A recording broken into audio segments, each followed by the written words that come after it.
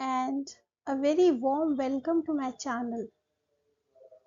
आज के इस वीडियो में हम एक्सपेरिमेंटल डिज़ाइन के बारे में डिस्कशन करने जा रहे हैं, जो कि एडवांस रिसर्च मेथडोलॉजी का एक टॉपिक है। ये उन सभी के लिए इम्पॉर्टेंट है जो लोग रिसर्च या तो कर रहे हैं या रिसर्च मेथडोलॉजी पढ़ रहे हैं। तो चलिए शुरू करते हैं।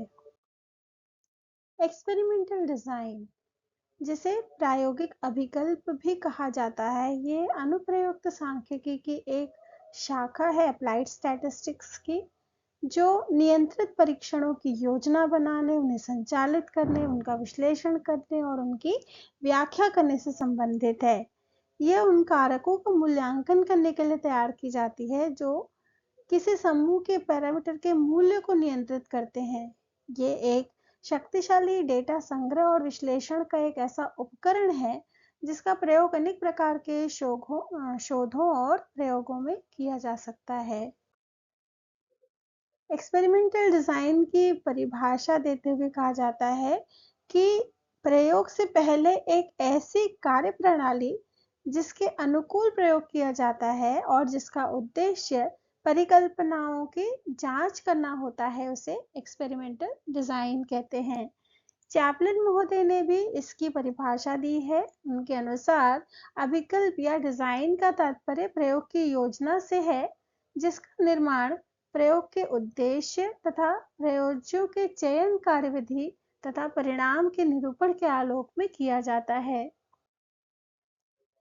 एक्सपेरिमेंटल डिजाइन के अलग अलग रेफरेंसेस या सोर्सेस में आप अलग अलग प्रकार पाएंगे, पर मुख्य रूप से इसका वर्गीकरण यहाँ दिए गए वर्गीकरण के अनुसार ही रेफर किया जाना चाहिए।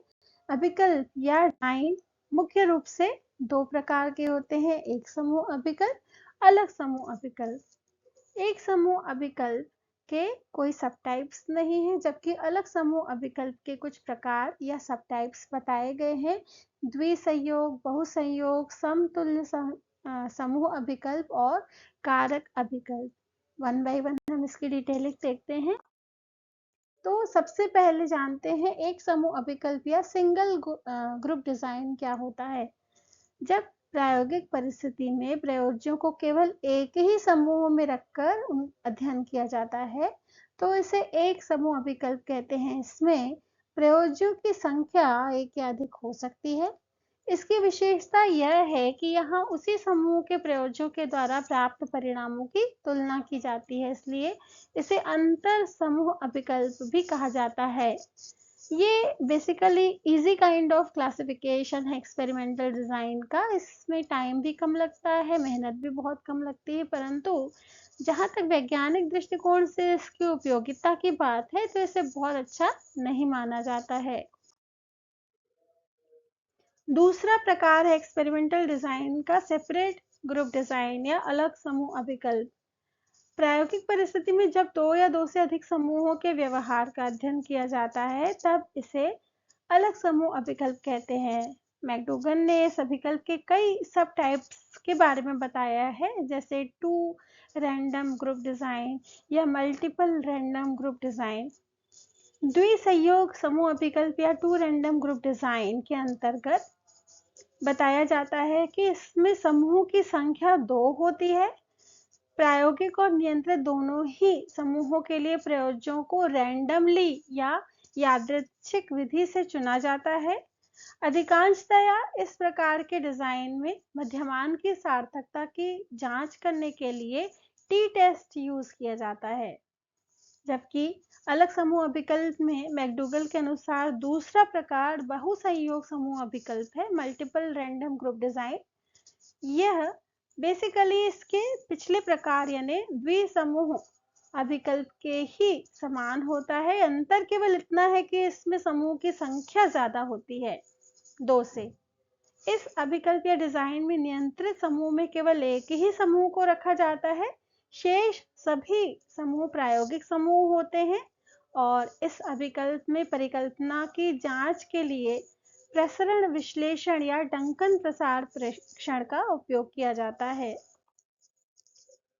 अगला प्रकार है समतुल्य समूह अभिकल्प या मैच्ड ग्रुप डिजाइन। इसमें सबसे पहले प्रयोज्यों को समान या समतुल्य बनाया जाता है, फिर इसे 2 या अधिक समूहों में विभाजित किया जाता है।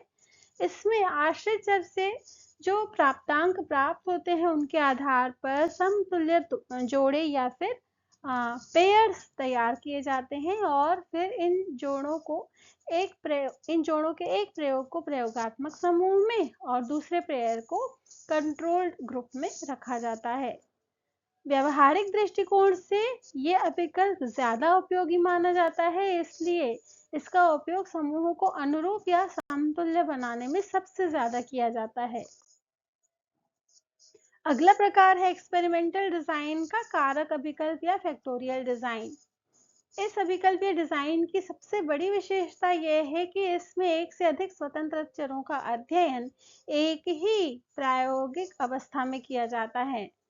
मैकडूगल ने कहा कि जब 2 या 2 से अधिक स्वतंत्र चरों के निर्वाचित मूल्यों को संभव संयोग में अध्ययन करना हो तब कारक विश्लेषण का उपयोग किया जाना चाहिए। When selected values of 2 or more independent variables are studied in all possible combinations, then a factorial design is used.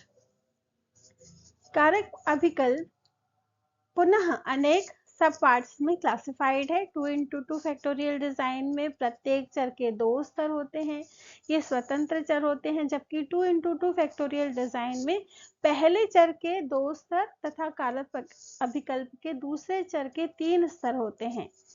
अगर स्वतंत्र चरों की संख्या ज्यादा होगी तो उसी के अनुरूप कारक अभिकल्प के स्तर भी होते हैं। कुछ अन्य प्रकार भी बताए गए हैं जिसका अवलोकन आप इस बताई गई लिंक के माध्यम से कर सकते हैं।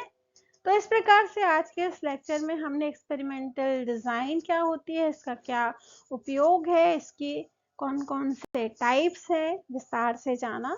Thank you so much for watching.